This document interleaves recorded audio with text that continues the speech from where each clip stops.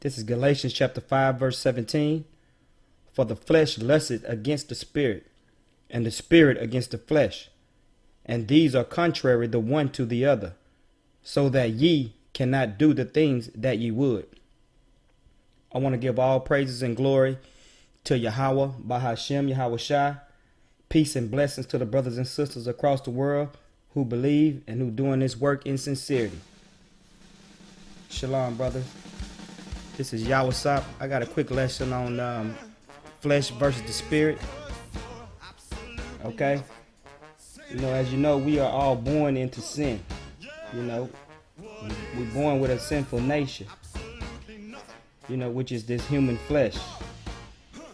And there's a constant battle, going on amongst ourselves between the flesh and the spirit.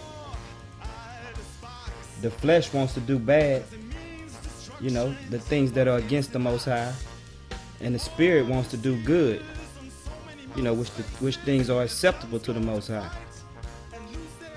So those that follow the flesh cannot please Yahweh. Okay?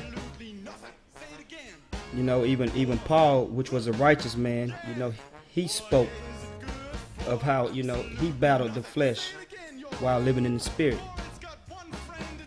All right. Let's go to that in Romans chapter 7, verse 18. For I know that in me, that is, in my flesh, dwelleth no good thing. For I will is present with me. For to will is present with me. But how to perform that which is good, I find not. Paul states that in him, talking about his flesh, dwelleth no good thing. Which means, he know what is right. But the flesh keep wanting him to do, that which is not right. Okay, which makes our spirit a prisoner, in his body or in his flesh. All right, and for those reasons, the Most High sent His Son, in human form, in the flesh, not in the spirit form, so that He would be able to experience life as us and suffer like us, in temptation, in order to properly meditate, and properly to mediate between us and the Most High.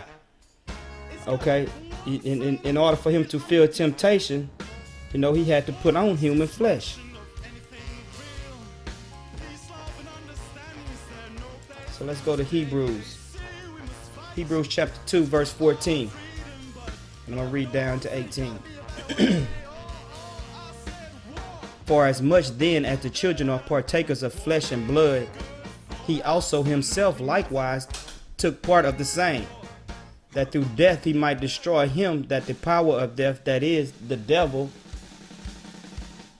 and deliver them who through fear of death were all their lifetime subject to bondage. Okay, like I just said, our spirit has been in bondage in the flesh, and in prison. All right.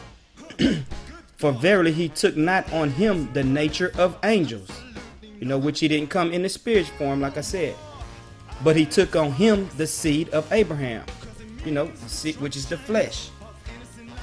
Wherefore in all things is behoved Him to be made like unto His brethren, that He might be merciful and faithful high priest in things pertaining to the Most High, to make reconciliation for the sins of the people. Okay? For in that He Himself has suffered being tempted, He is able to succor them that are tempted. He had, so that's why He came in the flesh, so that He can experience temptation. That way He would know how to help us, who is constantly being tempted. Okay? So, if you obey your flesh, you're going to reap the fruits of the flesh. If you obey your spirit, then you're going to yield the fruits of the spirit. All right? You know, and the Most High designed us after the flesh. You know, it was his will to design us after the flesh, you know, so that, you know, we can turn to him for hope. Okay? Let's get into Romans chapter 8, verse 20.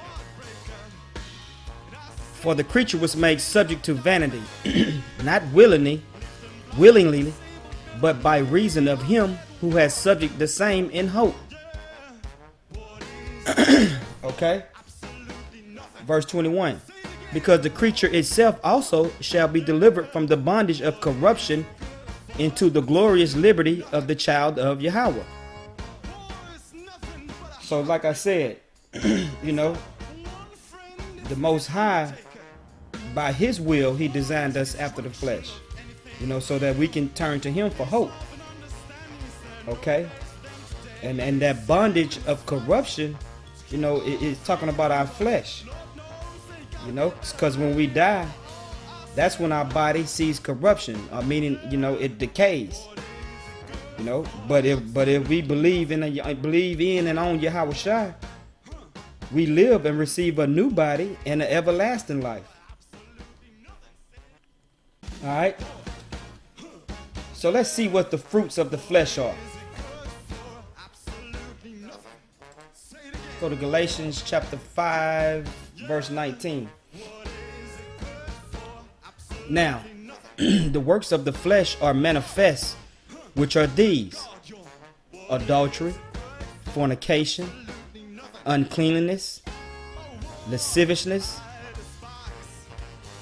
idolatry, witchcraft, hatred, variance, emulations, wrath, strife, seditions, heresies, envyings, murders, drunkenness, revelings, and such like, of the which I tell you before, as I have also told you in the time past, that they which do such things shall not inherit the kingdom of the Most High. Okay? So if you're living after flesh, you're not going to inherit the kingdom of the Most High. All right? So let's see in the next verse, let's see what the fruits of the Spirit is. But the fruit of the Spirit is love, joy, peace, long-suffering, gentleness, goodness, faith, meekness, temperance. Against such there is no law. And they that are the Mashiachs have crucified the flesh with the affections and the lusts. If we live in the Spirit, let us walk in the Spirit. Let us not be desirous of vainglory, provoking one another, envying one another. Okay, so, you know, so if you walk after the flesh, the body is dead. You know, because as we know, the Spirit is what gives us life. Okay?